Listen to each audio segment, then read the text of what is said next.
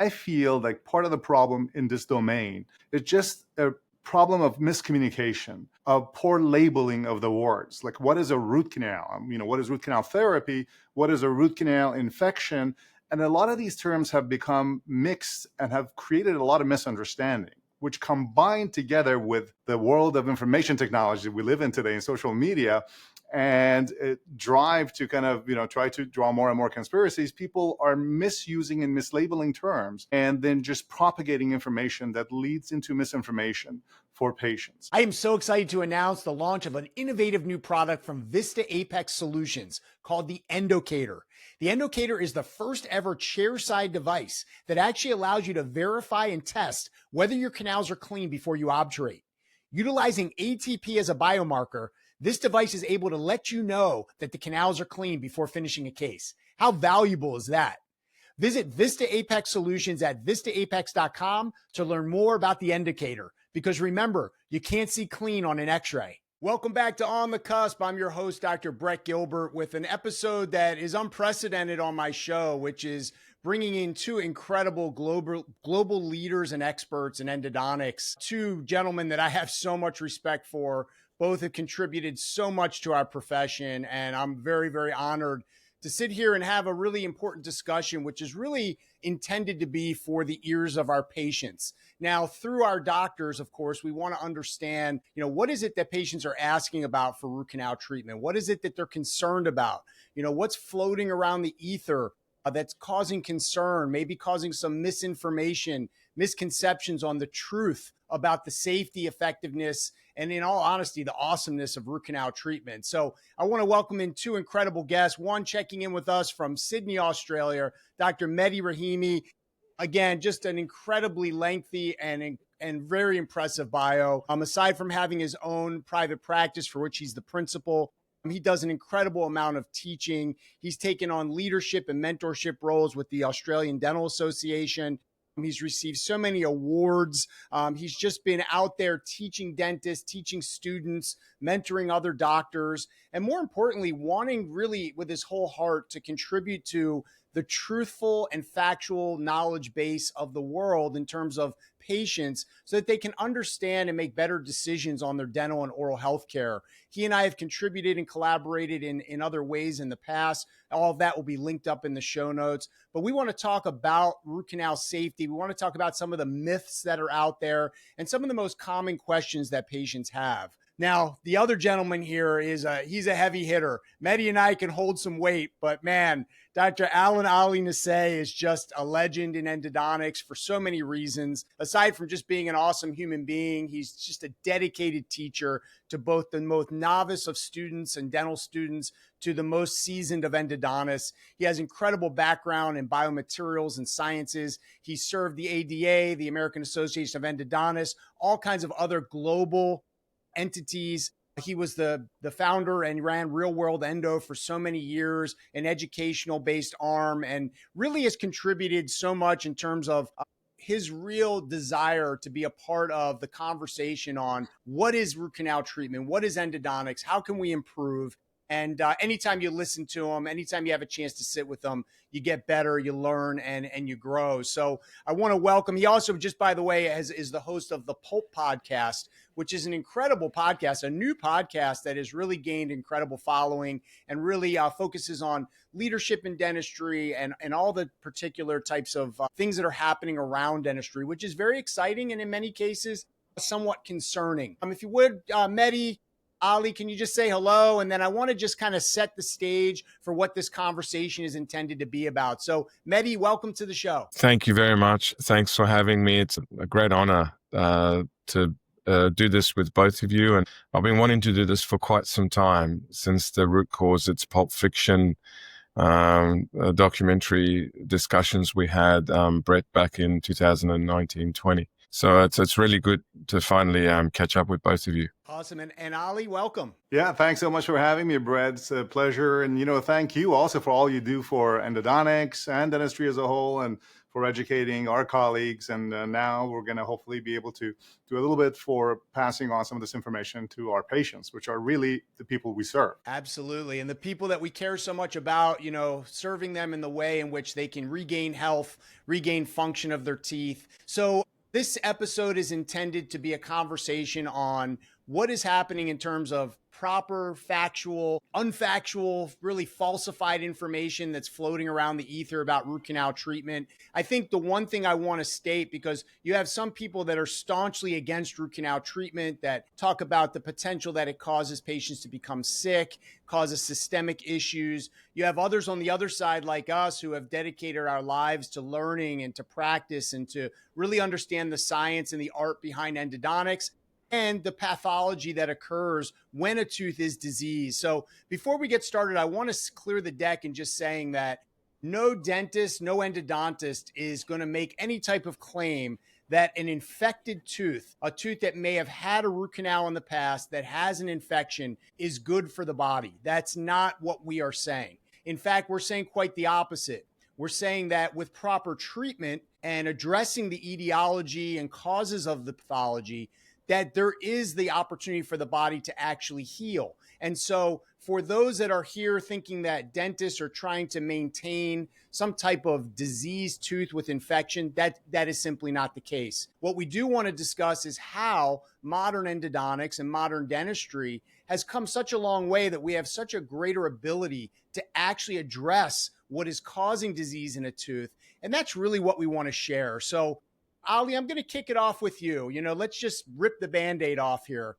Yeah. There are a lot of resources online, other dentists, other entities that talk about a root canal treated tooth is toxic. It's essentially a dead organ and it makes people sick. I want to just rip the Band-Aid off because that's the hot question. And I want to hear from you. What would you say to a patient who had this type of concern? Yeah, I think I just want to reiterate exactly what you said, confirm that I agree 100% with everything you said. And I feel like part of the problem in this domain is just a problem of miscommunication, of poor labeling of the words. Like, what is a root canal? What is root canal therapy? What is a root canal infection?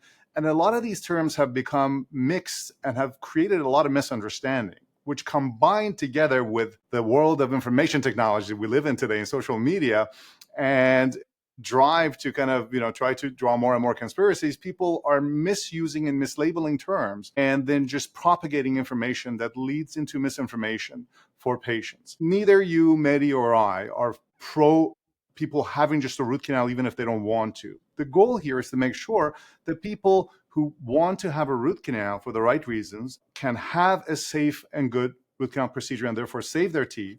And those people who don't want to have it just don't have it for the wrong reasons, but rather learn what are the actual reasons in which they shouldn't have a root canal, in which case then they wouldn't. So it's really, to me, the way I see this problem is a problem of miscommunication perpetuated by the modern technology and information.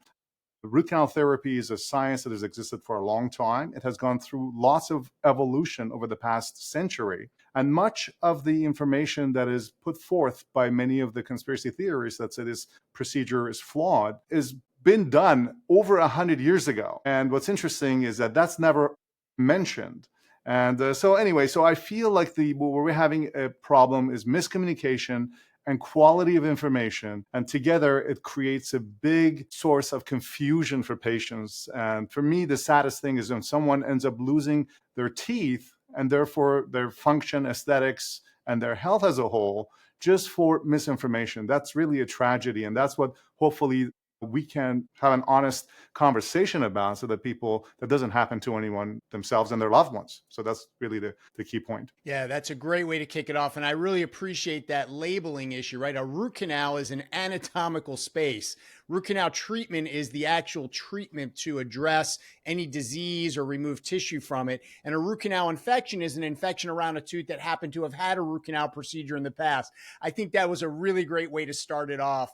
Now, Mehdi, you and I have contributed in the past. One more thing too. Go ahead. One quick thing is just that, you said that a tooth that has had a root canal, but a root canal infection is also in a tooth that hasn't had a root canal infection.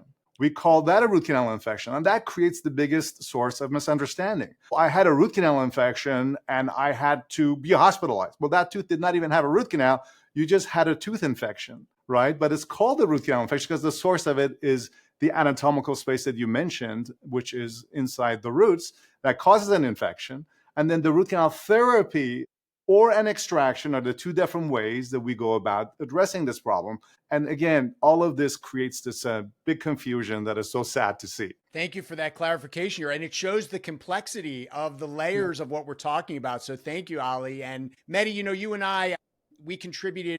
It's been a number of years back. There was a documentary that came out maybe 5 years ago called Root Cause.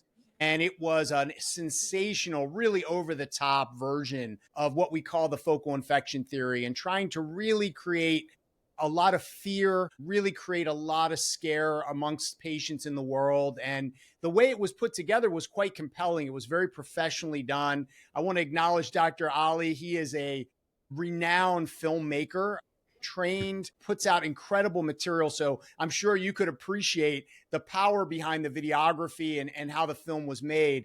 But Mehdi, you and I contributed to a panel and we discussed how we called it Pulp Fiction, right? Because the idea that this Root Cause movie was really so sensational and it was so untrue, and it really stirred something in us. So can you talk a little bit about what we uncovered in that panel? We had some other professionals on there. So when we address, because I know that patients, nothing scares people more than the C word, right? Cancer. And there's been so much about whether a root canal treatment can cause cancer. So Mehdi, can you just kind of dial us back and talk about the panel that we were on and what was uncovered about how we refuted the findings and the statements from Root Cause? Yeah, so basically, we had a number of experts and professors, people that knew cancer well, oncologist Professor Morteza Armiche, and we also had Professor Laurie Walsh, who's like honestly an expert. He knows so much about the body and the pathophysiology about the body and can relate it to teeth because he's in the oral health at University of Queensland, and he's an expert, world renowned, if not almost everyone's read his papers, is well published. And essentially the discussion came down to asking the oncologist, can we relate a root canal infection to any sort of cancers? And actually, Professor Morteza's work, they've had some publications and even high-level publications such as systematic reviews and meta-analyses, which we go by, like sort of the highest level of evidence. They can't relate in any form a root canal infection to any types of cancers. And in that particular discussion, he mentioned colorectal cancers, head and neck cancers, breast cancers. And he went back to papers that looked into it. The papers were low-level papers, if they were even published. They were never even published in peer-reviewed journals. So, and he went back and he pointed out what I remember from the documentary is that if the cancer foundations around the world were really worried about root canal infection, they would have certainly mentioned something. They would have been very vocal about it. And in the end, not when you do your PubMed search, when you carefully analyze it, and unfortunately, this is the problem. Patients just get information from Dr. Google and they think the information's right. Thank goodness for ChatGPT, because at least you can type that in ChatGPT these days and it'll give you a better answer to the questions that we will have. So you can't relate cancers to root canal infections in any form or matter. And in the end of the day, as Ali mentioned already, we've come such a long way. This is, the theories starting in the 1910s and 1920s, Weston Price. Now we can really hone out how to assess the tooth.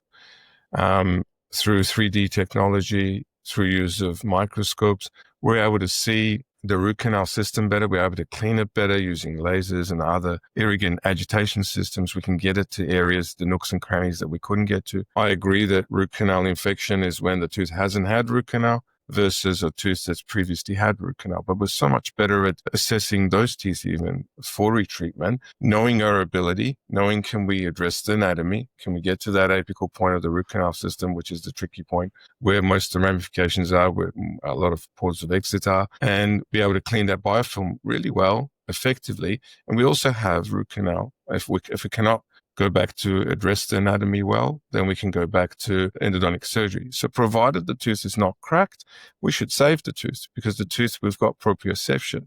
The tooth is still is a vital organ, despite us taking out the remnants of the growth of the root, parts of the tooth that was important probably in childhood when the tooth was growing, which is less of importance now. It might give you sensation. You might be able to tell there's something wrong, like decay in your tooth. But other than that, it's not as important as the fibers around that root, the proprioception, the ligament that's healthy.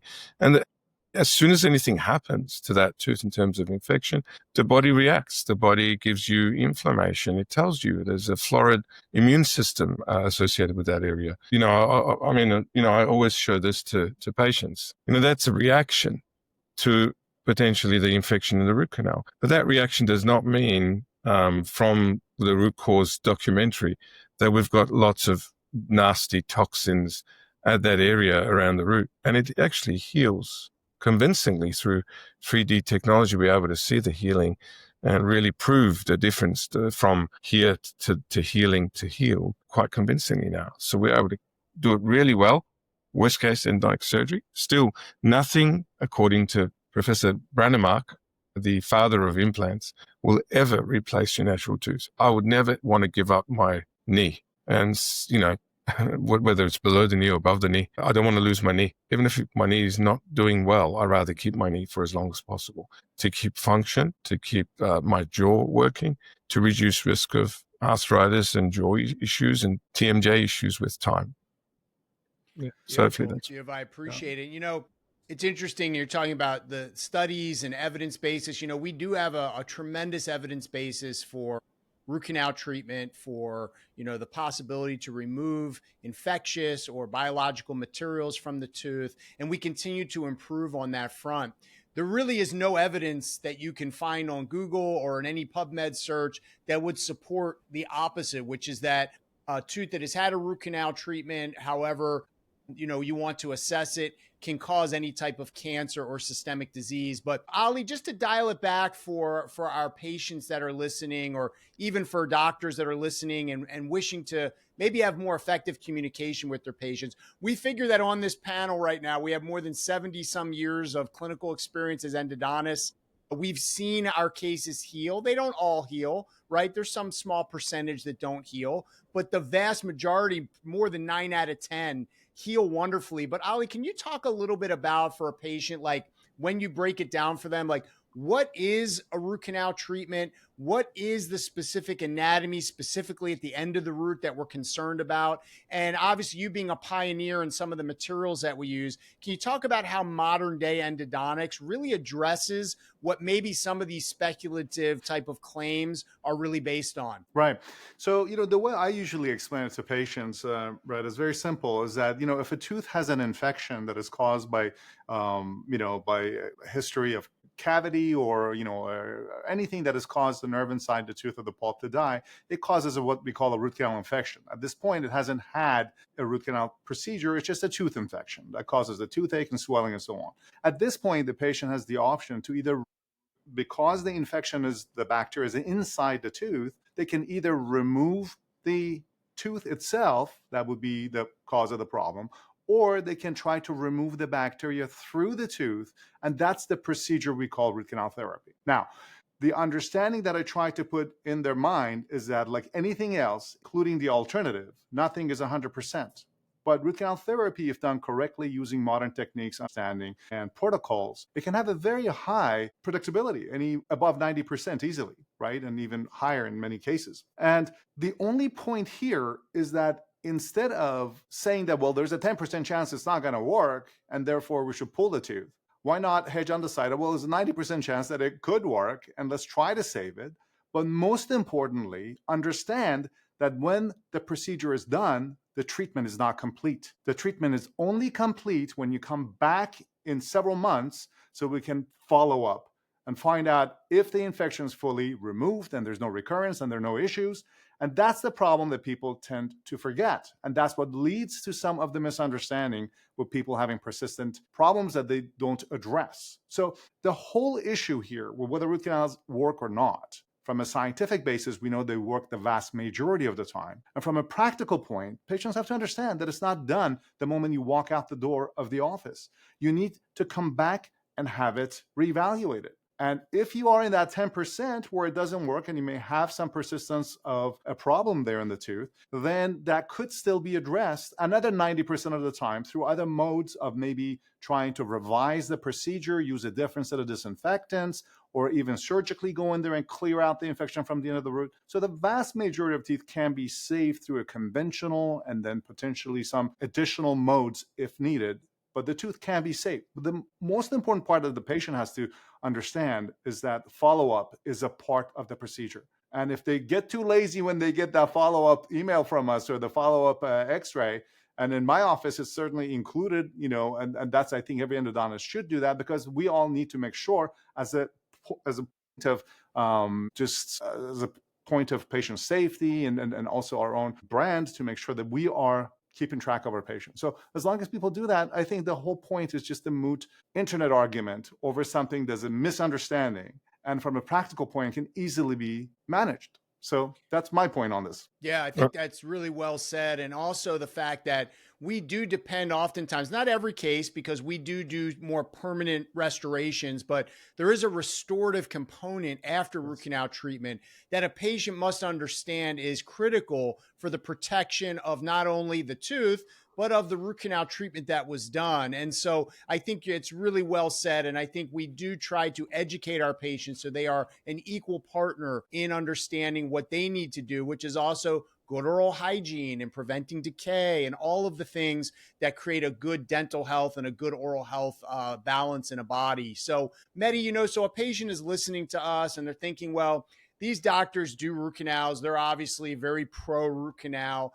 But we're talking about how in our own practices, we actually see evidence of healing. So from an imaging standpoint, could you explain to a patient listening, and again, if other doctors are listening, it's always wonderful. I always love learning how another doctor explains something, because I can pick up on that and improve my own technique. But Mehdi, talk to the patient about what we see on the imaging that actually is the hardest, most incredible evidence we could ever ask for to actually show that the procedure that we did, the time and follow-up that Ali's talking about, has all been taken care of. And now the patient presents back and we call it healed. What is that difference and how are we able to measure that? And so going back to Ali, I usually tell patients in my consent form, before they consent to the treatment, that they must come back for the 6-month review. So that's inclusive in cost of treatment, because I want to, for 2 reasons, see the tooth I treated. So the first reason is obviously if there was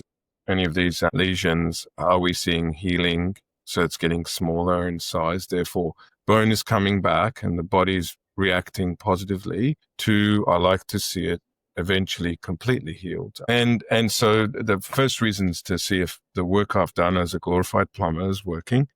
And also the house on top. The dentist has done the house on top. It's very important to put the right house on top of the tooth that's been treated. So I, in the past, many years ago, didn't used to influence the restorative dentist as much as I do now. But with the advent of materials that are like tooth biomimetics, we call it, I like to mention what type of material I prefer over the tooth I treated. Sometimes the tooth is very compromised, therefore I ask for a flat occlusal table type of restoration so it lasts longer, because obviously I want the tooth less in load during grinding or chewing in certain patients that perhaps grind as well. I like a different material, softer materials, more biomimetic materials. So therefore, I need to see what's on top. I need to make sure if that shoe sole is coming away from the shoe, let's say, as I describe it to the patient, if it looks like the crown that's on top is not being maintained well, if they're not flossing well, if they're not looking after our hygiene around the crown, or the crown is slightly defective around the margin, starting to wear away, I need to see it at 6 months. I'd rather see it at 6 months and see there's a problem and mention that problem than not to see it. So radiographically speaking, today with the world of 3D scans, we can either send for a scan or have our own scans, and I'd rather have my own. No two cone beam CT scan technology is the same. The way you take that scan is different, even if you've got a really good high quality cone beam. And therefore, I think as an endodontist, we look at very, very fine detail. We need the slices to be much smaller than, say, somebody looking at the jawbone to place dental implants, such as the less than 0.1 millimeter slices. And whatever cone beam that you're using, obviously for endodontics, speak to the endodontist, because obviously there are cone beams and there are cone beams, there are machines. And the way we take those cone beams, the small field of views, giving us much more detail, means that we can measure up. And sometimes I love showing the cone beam to the patient, showing what it looked like from the beginning, doing my measurements in three-dimensional space in the X, Y, and Z axes and slices, and explaining how, yep, we've got the measurement, and now you can see the measurements shrinking in size. So we can see that's called healing. Or I see perfectly normal looking periodontal ligament space, and this is what normal looks like, and show it to them. Say, look, you don't need to come back for any further reviews unless you notice problems or your dentist notices problems, because everything's good. The house on top looks good. The plumbing we did looks sound. And the evidence is obviously there through a scan showing the bone's healed, the tooth is healed. Why would you take that tooth out? What would you even contemplate when it's healed?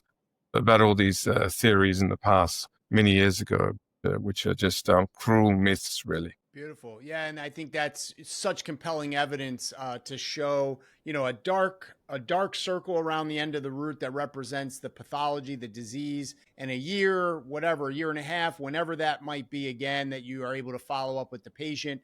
The bone is completely restructured, the ligament space that supports the bone, because any patient can relate. If you get a popcorn kernel caught in between your teeth, there's a really significant, a sense of positioning that is, a gnawing feeling. So, Ali, when someone says, hey, a root canal treated tooth had its nerve removed, it's a dead tooth, how can you discuss just a little bit about the anatomy of the cementum, the PDL, the apparatus that is alive and attaches to our neurology, attaches to our blood system?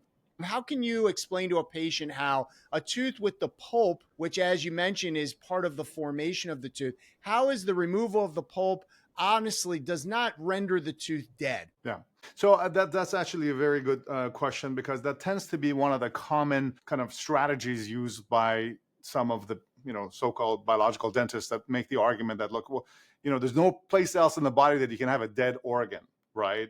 And they say, well, where else do you have that? Give me an example where you have that in the body, where you have a dead organ and you keep a dead organ.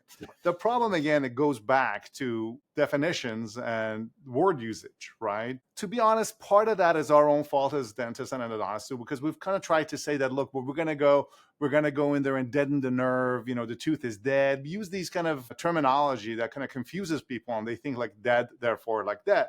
But a tooth organ is actually composed of several tissues, right? You got the enamel tissue, you got the dentin tissue, you got the pulp tissue, and then you got the cementum tissue. These 4 tissues make up the dental organ.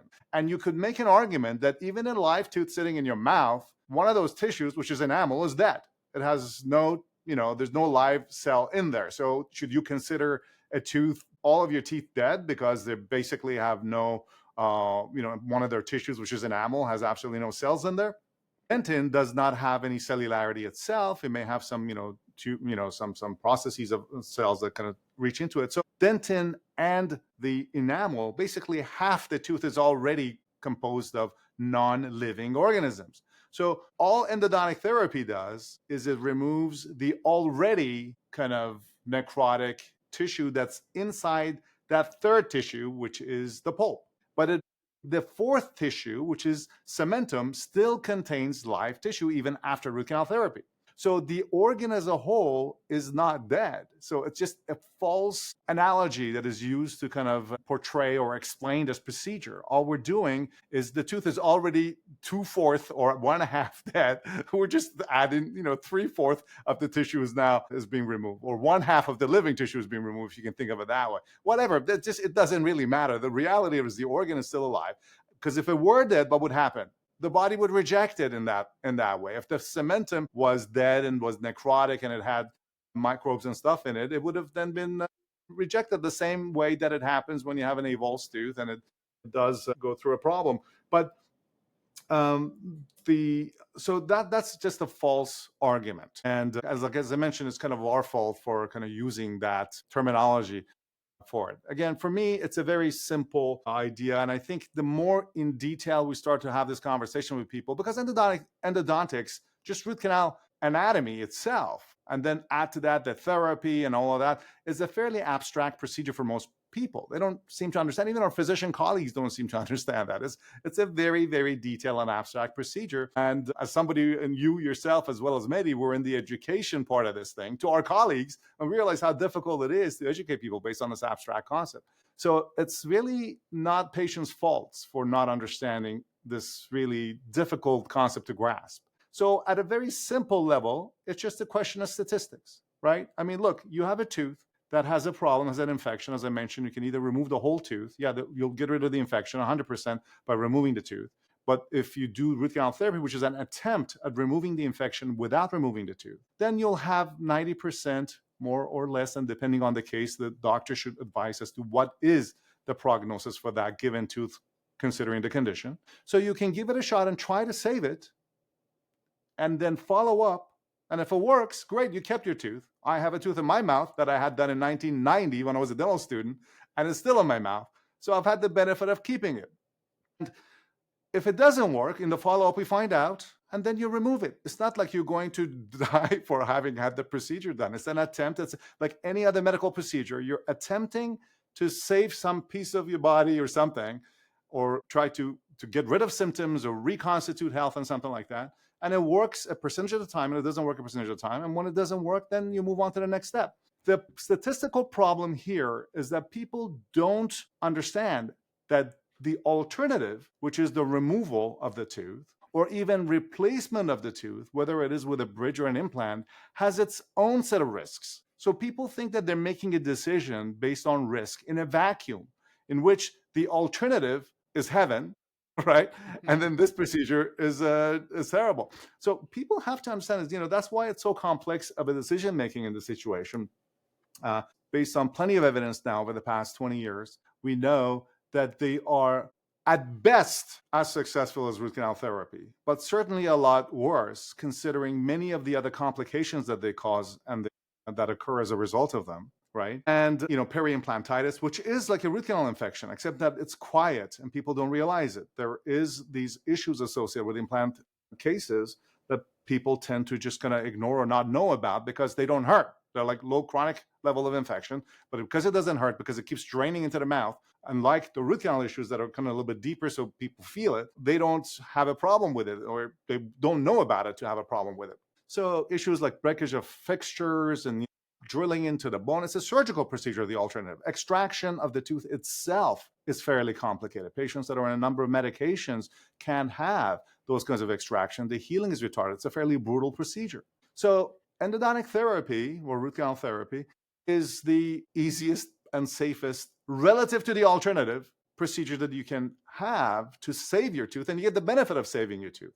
It's also less expensive than the alternatives, which is a bridge or an implant. And it's time proven. Again, the problem, and to go back to the example you gave about the root cause film that came out, that was essentially financed by a group of private practice dentists that call themselves biological dentists. And they essentially paid for that with a very high production value. And the idea was, okay, so come to us, and then we'll have the alternative for it. And what goes, again, under the radar in these situations, and not only the commercial bias on that front, but also more importantly, is these people say, well, look, remove the tooth and get a non-metallic zirconium implant. They fail to say that, okay, so titanium is a metal, but zirconia, which is zirconium atom, is also a metal. So except that it's white, it's a white metal. So it's like they're tricking people to think that they're getting something non-metallic. They're actually getting a white metal. They're still getting a metal. So, and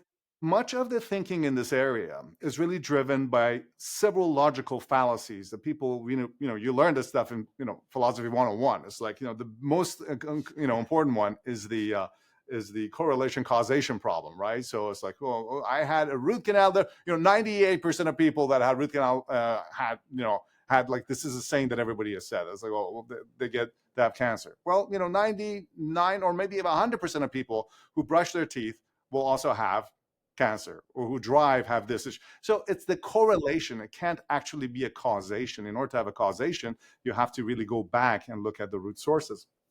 And in fact, what they don't tell you is the following correlation causation fallacy, that based on the World Health Organization report, people that have missing teeth have a much lower lifespan than people that have all their teeth. So what about that then? I mean, so you're saying remove the tooth, but you're kind of forgetting that other bigger by World Health Organization, which is, a legitimate organization, as opposed to this 98%, which is by one dentist who said that in the 1920s, right? So we just have to kind of understand the basis of some of these arguments. They're driven primarily financially, commercially, misunderstandings, miscommunications, that is then kind of ravaged through the populace psyche around the world. And I want to, instead of talking too much, I'm going to pass it back to you guys, but I want you guys to also talk about the quality of care and what's the difference in terms of the outcome that you could expect from these procedures, right? I mean, in the US, Brett can tell you that 70 to 80% of root canals are done by general dentists as opposed to specialists. Does that make a difference in your opinions? So Brett and well, that's a great thing to bring up, because the three of us sitting here have invested so much time out of our lives to educate our colleagues to increase the quality of care in terms of endodontic treatment around the world. Mehdi, sitting in Australia, does a tremendous job with that. Ali has done that for years. He's on the faculty at Harvard. He's educated so many with courses around the world, as have I. And I think one of the things that's important for patients to understand is that we have come a long way in terms of the ability with technology, and technology can be hardware. It can also be the different solutions that we use inside the teeth. We're always seeing research and development bring new ideas and paradigms to us. But in general, we use a very powerful disinfecting solution that can dissolve tissue, pick up biofilm, kill bacteria. We use different devices, as Mehdi referred to stimulate or agitate those solutions. There's surfactant materials that allow better penetration into the anatomies. And so what we've learned is that the root canal procedure does have varying levels of quality. And that's something I've noticed with the biological group, is they do sort of call out that the highest level of endo might be okay, but the rest of it isn't. And I would argue that, because I think that the body is very forgiving in terms of how we clean, but in terms of how we do it, we go in, we clean everything. As Mehdi said, we have 3D imaging, so we know the map of the anatomy. We have incredible instruments that are flexible and can go into the different nooks and crannies. We use microscopes for incredible magnification. And we also use newer bioactive materials for filling the root. So Ali, just to go back to you real quick, and then Mehdi, I want to talk to you a bit about the structural integrity of the teeth and how that relates to some of these failures that we hear about. But because Ali, obviously you've been a pioneer in bioceramic materials. I love listening to you talk about it. I love the history. But, so you talked about, the enamel, the dentin, those are sort of mineralized structures. They don't really necessarily can call those alive. The cementum is outside of the confines of the tooth. It attaches the periodontal structures, that shock absorber that you feel when you bite on something or something's caught in between your teeth. But once that pulp is out, Ali, can you talk a little bit about, even if this argument maybe to some held weight 20, 25, 30 years ago, where we stand today with bioactive materials to replace the pulp tissue that we remove? How does that change the game in terms of how the body might accept our treatment? Yeah, I mean, that's a very good point. In the modern times, by the advent of a combination of having more biological materials that are more biocompatible, and at the same time having a better understanding of the science of pulp regeneration and pulpal repair, we have more recently been able to kind of come up with more novel ideas, so that instead of doing a conventional root canal therapy, which is a prosthetic replacement of the pulp tissue inside the tooth, whether we could do this on a partial basis and maybe have regeneration of this tissue and so on, that could be helpful. That is an argument that is based on the experience and expertise of the provider in a given area, as well as the specific situations of a tooth at hand, right? I mean, we all know that. It's not a panacea that could be applied in all cases. To that extent, it's probably patients that are not procrastinating and they can actually get to treat these diseases a little bit earlier on could benefit from that. If they wait until they have a full infection of the tooth and the root canal and stuff like that, that would be a little more difficult. But it really, we live in right now, I think, as you both, I'm sure, agree, is we're probably living in the best era of endodontics, in which our technologies and our techniques and our understanding, which is even the most important part, the scientific understanding of this procedure, has really reached its highest level. There's still plenty of room to grow and improve in the future. But I think, considering all of that, having competent care, someone who can make the right decision for your tooth, considering it's, wherever it is, at whatever stage of the problem it's at, that's really what patients could do best, not to procrastinate and proceed to get treatment done. Yeah, so I think that's important. What do you think, Mehdi? Yeah, I fully agree. I think at least give the endodontist a chance. Let us have a look at a tooth that is previous older technology type treatment, and let's say it's got an infection. The dentist has seen it before it's extracted, at all cost. I'm getting an opinion at least about the tooth, because we obviously assess the tooth as an endodontist in a holistic approach. So often when a patient walks into my practice, not only I get the data from the patient, or with permission of the patient from the previous dentist, so I know when the endodontic therapy was done, from what was the circumstance of the tooth prior to treatment, or the patient. But I also, apart from holistically going through the entire body, assessing the health of the patient, assessing the medications they're on, in terms of when and when not the risk of extraction may lead to other problems, because some patients are on medications such as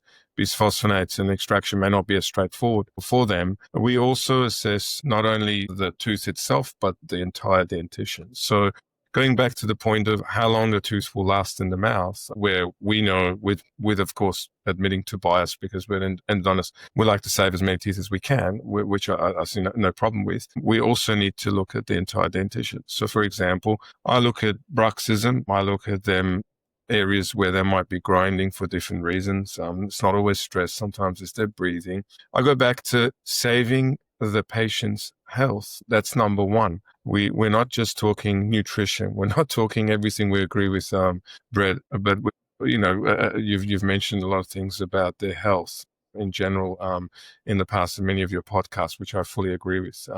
But we're also talking about their jaw, and we're talking about what are they doing at nighttime sometimes that they don't know what they're doing that could affect their health. We put some patients to sleep through intravenous sedation with an anesthetist of mine who's really interested in apnea. So sleeping disorders where adults can have sometimes through upper respiratory tract blockages and pathways that are blocked, through the gut, reflux disease. So we even see kids with apnea as well. And I think very importantly, if they have a breathing problem, which we can see the effect in their teeth in terms of grinding, the wear facets, we are the first to pick it as dentists who look in the mouth through microscopes, who can transilluminate teeth under microscopes and see crazed lines and various signs that sometimes in some patients could mean they do have a deeper problem. It's their breathing. And if we can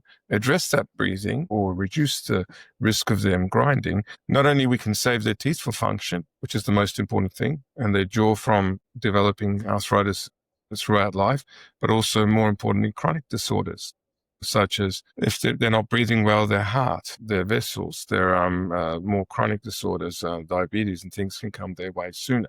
So I think we look at it holistically, and we also look at the tooth holistically. So if you ever get me to assess the tooth, of course, I'm assessing the adjacent teeth. I'm not recommending save a tooth when the rest of the mouth is, say, full of decay. The patient's not looking after the hygiene. Their oral hygiene's abysmal. I go back to what I say, the 3 Fs.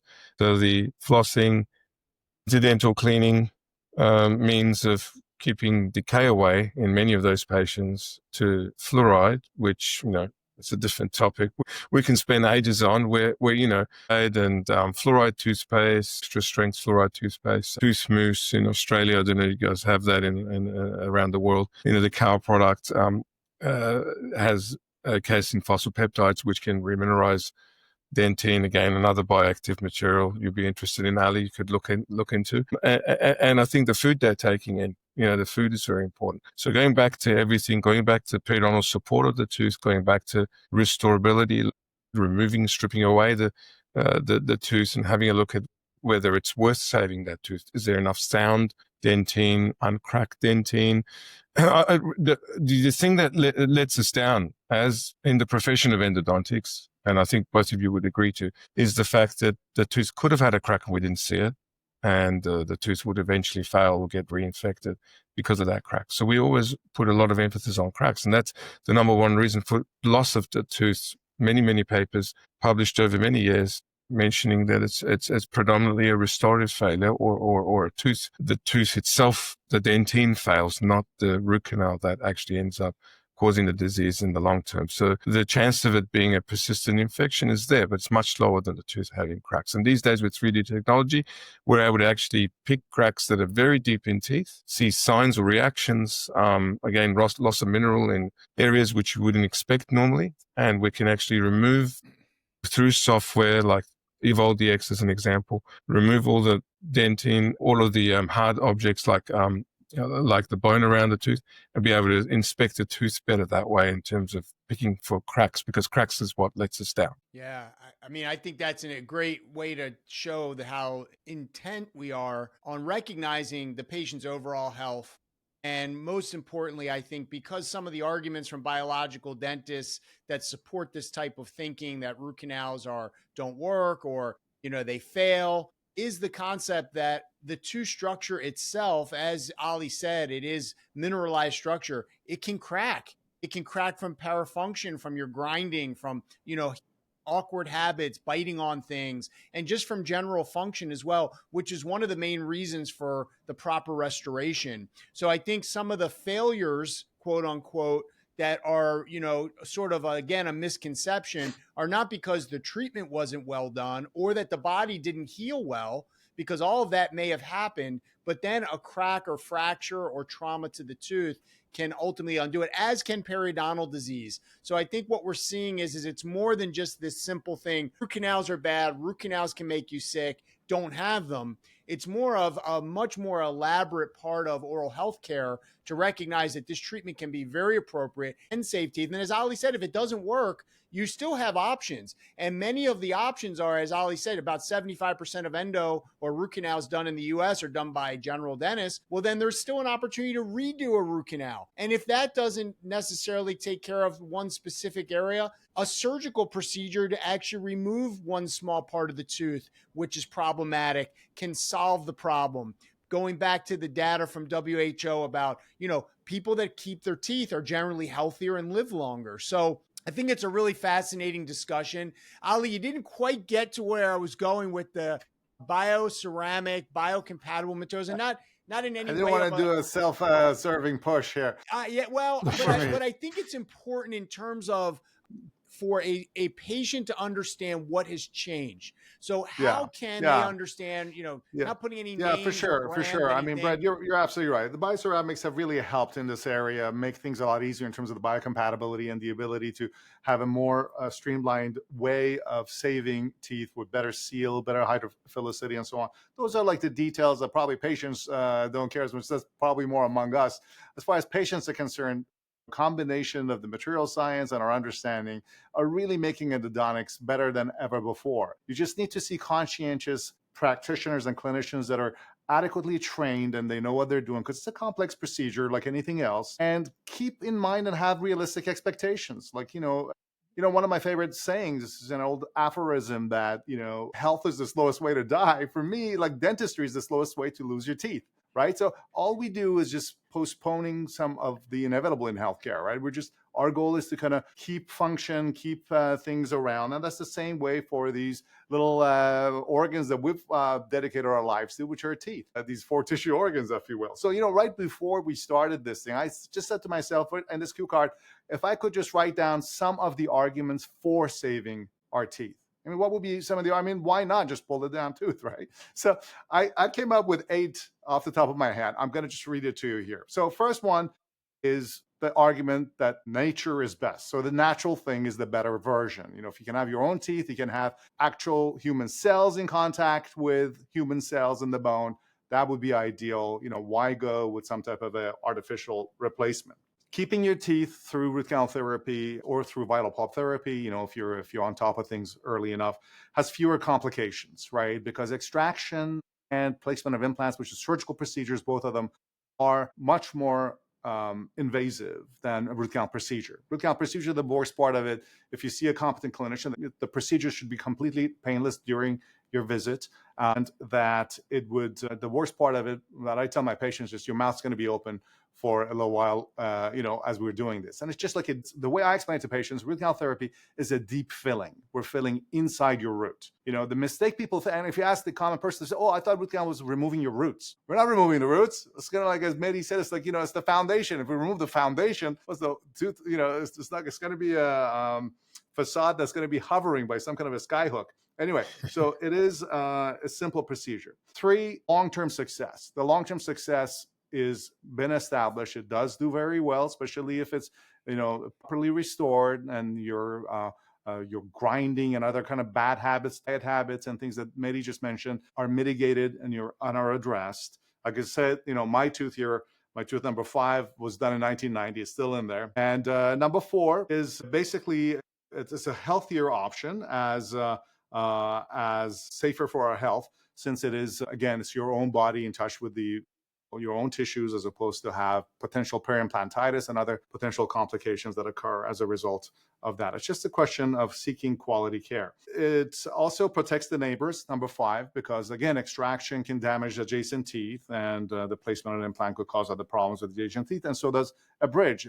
Cutting adjacent teeth to put a bridge is certainly, in my opinion, really a bad choice. Number 6, it feels natural, for sure. I mean, your own tooth has this trampoline effect with these little fibers that are holding it in place, which is called the PDL, periodontal ligament, and that gives you a certain feeling and feedback from your chewing, as opposed to chewing on a integrated implant, which feels like just you're chewing on a brick. And so it's a little bit different. Number 7 is probably important for most people, is that it's less costly and it also takes less time. A root canal procedure for you and Brett, I'm sure it takes 1 or 2 visits for the most part.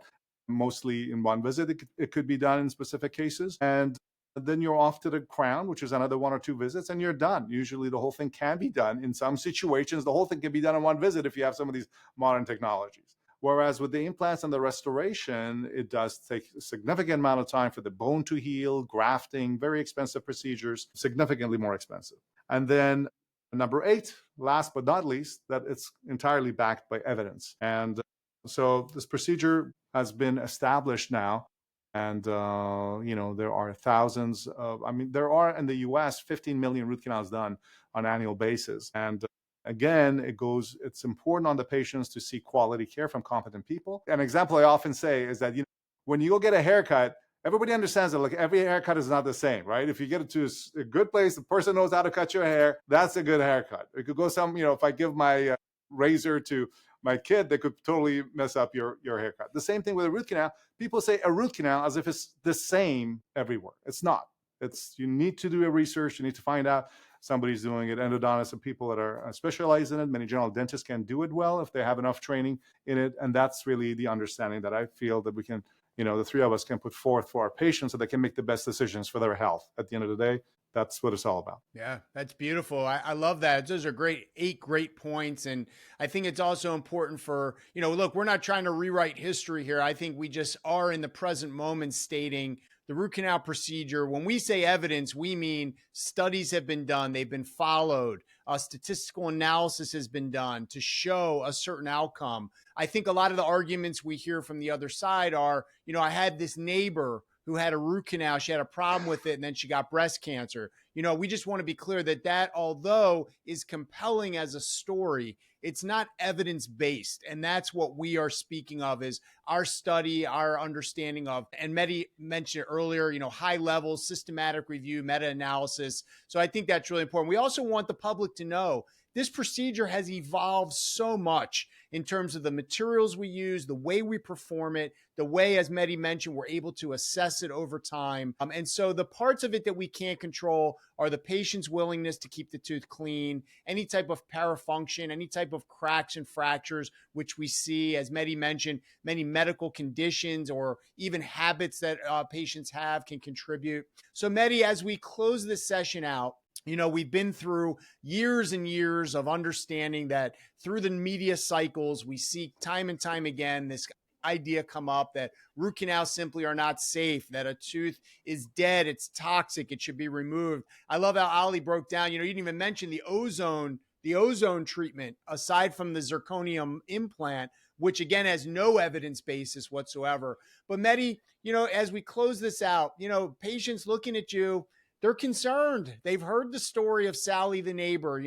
They saw the movie and they feel scared. How can you reassure a patient that this practice, this procedure that we are so, passionate about because we see the results? How can you reassure someone, just speaking human to human? Essentially, first of all, every patient has a choice. So I'm not here to, if they're fully converted, I'm not here. It's a balanced discussion. I'm not here to say, okay, this is the only way. And I think if they are worried, this is why we're here. This is why we're doing these discussions. And back in 2020, after the 2019 root cause documentary, we had root cause, it's Pulp Fiction on YouTube, readily available to those who are concerned, because I've had patients with cancers that then looked at the root canals they had in their body, and then I reverted them back to the root cause, it's Pulp Fiction documentary, to have a look at it. So I recommend it to dentists because sometimes they ring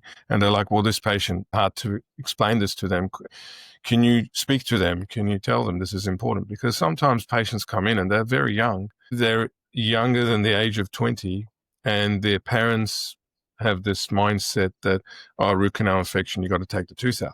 That's all they could understand. And sometimes they don't even get to consent because obviously they're not old enough to consent for that. I really, really feel we're here to assess your tooth properly as patients, and we're here to give you the best options. And even though we have a bias towards saving natural teeth for many reasons, the father of implants even mentions nothing beats the real thing, which is your own tooth.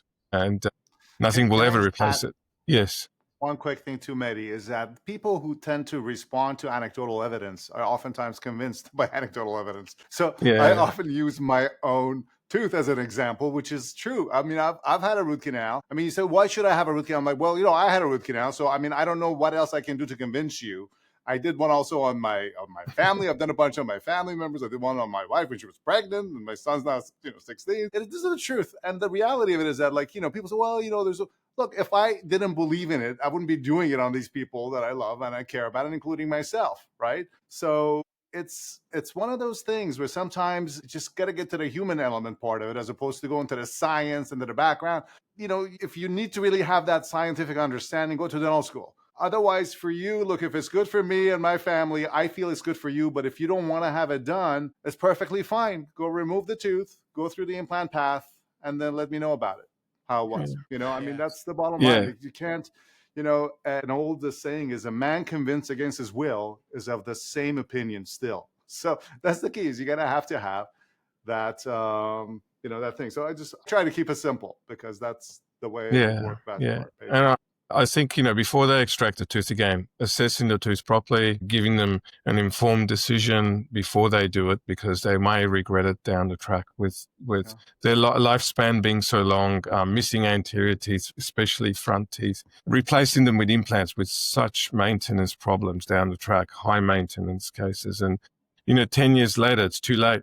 When the implant's starting to fail. Lots of maintenance problems that are mentioned in papers such as Pedersen 2012, which it's a highly quoted paper. 4 out of 10, 5 out of 10 dental implants. I'm not saying don't do implants. Implants are great when you can't save the tooth. They're a very good replacement option versus dentures or even bridge work, as Ali mentioned.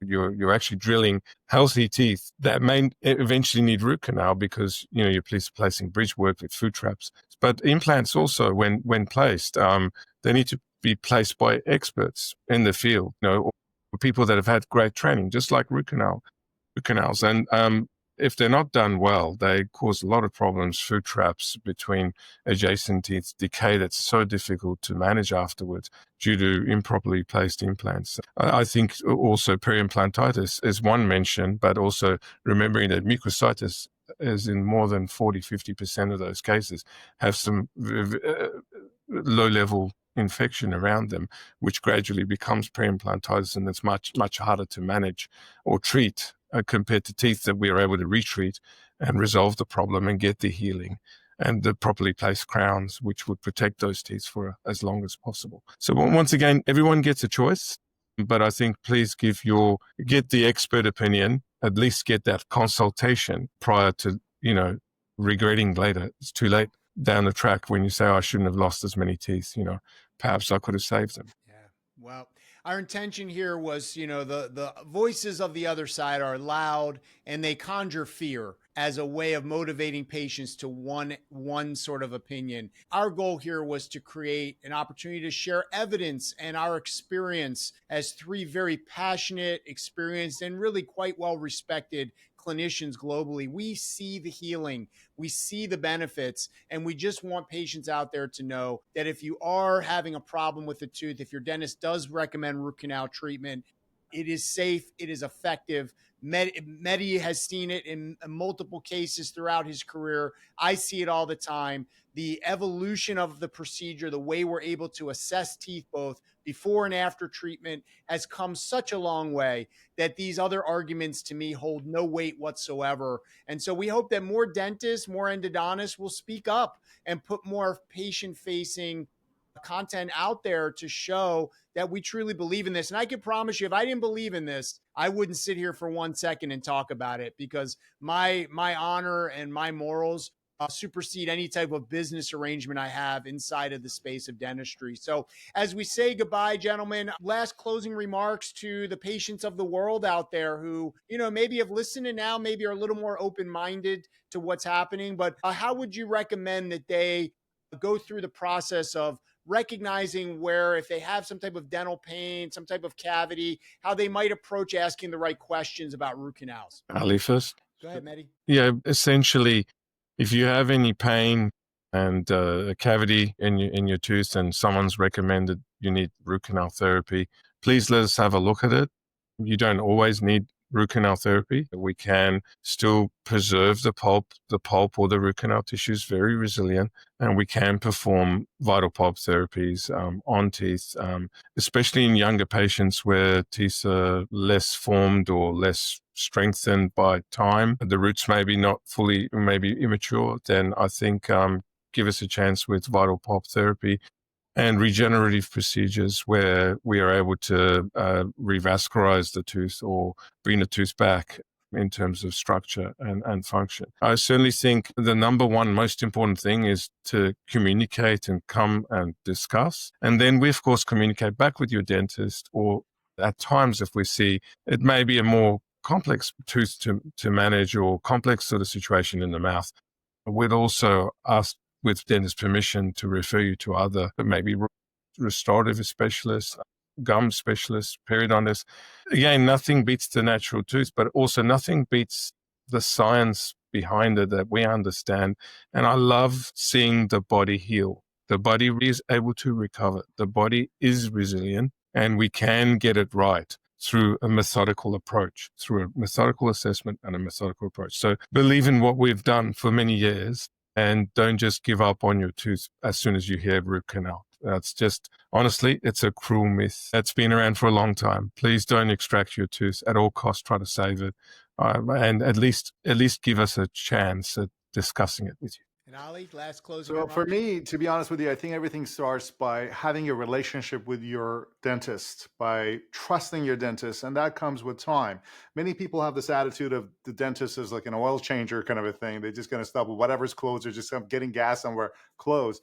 But you need to really find the right dentist that you can trust. And then those bonds of trust are the most important thing, because then they're going to be able to give you the proper advice that applies to you. And that transfer of care at that point is probably the highest level of care that you can achieve. In terms of experiencing pain, discomfort, do not procrastinate. See your dentist as soon as possible. Try to seek conservative treatments, but through kind of mainstream, well-known, trusted sources, as opposed to any kind of advice you get from a cousin on X or something. That those are not really helpful. You want to go based on these established, scientifically well-developed protocols that have been researched over the past century in this particular domain. But the idea of not procrastinating, trusting your dentist, and then seeking competent care when needed, trying to get the referral for the more challenging cases and so on, that's all going to go a long way. And by all means, make sure you follow up. That's the key thing. Remember, orthopedic dentists, orthopedic surgeons, our colleagues have the same kind of mentality. Say, ride your own hip for as long as you can. And then at the end, you get the hip replacements. No one's going to go replace a hip as quickly as it gets injured. Everybody tries to keep it for as long as possible because there's nothing better than nature. We haven't topped that yet, and it's now becoming clear with these alternative methods. And I've just got one more thing. Yeah, one more thing to add. Sorry, Ali, is prevention's much better than cure. Oh. And the tooth cycle, really, starts with, can we remineralize the dentine that you've lost? Can we watch that demineralized dentine with diagnocams and various tools, not just radiography, to see over a period of time, can we get remineralized dentine? Can we use the tooth mousse fluorides and watch the patient's diet and the acid erosions and talk to them about their diet and their flossing and oral hygiene habits? So prevention's much better than cure. We don't want you to have decay. We don't want you to have deep decay that results in root canal. But if you did have a root canal, we can retreat it. We can, down the track, get it back to normal. And worst case scenario, okay, you lose your tooth. There's also the dental implant option, and they've been around for a long time. It's still much better than, in my opinion, having plates or dentures or missing spaces and loss of balance in your mouth and then ending up with TMD and joint problems and not be able to chew. Most important thing is for you to chew in life and enjoy life. And that I think is very, very important for any patient at any stage in life. And I think, again, seeing your dentist regularly and seeing the hygienist regularly for cleans, and they can check how well you're maintaining your mouth. Even me, I saw my dentist and the hygienist a few days ago, and they were saying, "Oh, you're not flossing here as well." Then I'm going, okay, I'll pay more attention to my flossing. Again, back to prevention is much better than cure. We don't want to do root canal just because we're root canal specialists and you think we do. Many times we say, no, you don't need it. Okay, many times we say we have other options to preserve the pulp. And worst case, if you need root canal, then we assess the tooth properly because sometimes this may not be worth it as well. So we're not just, closed-minded people saying this is the only direction. There's other options once in a while. Beautiful. Well, Dr. Ali Nasseh from Boston, Massachusetts, Dr. Mehdi Rahimi from Sydney, Australia. I'm checking out from Chicago.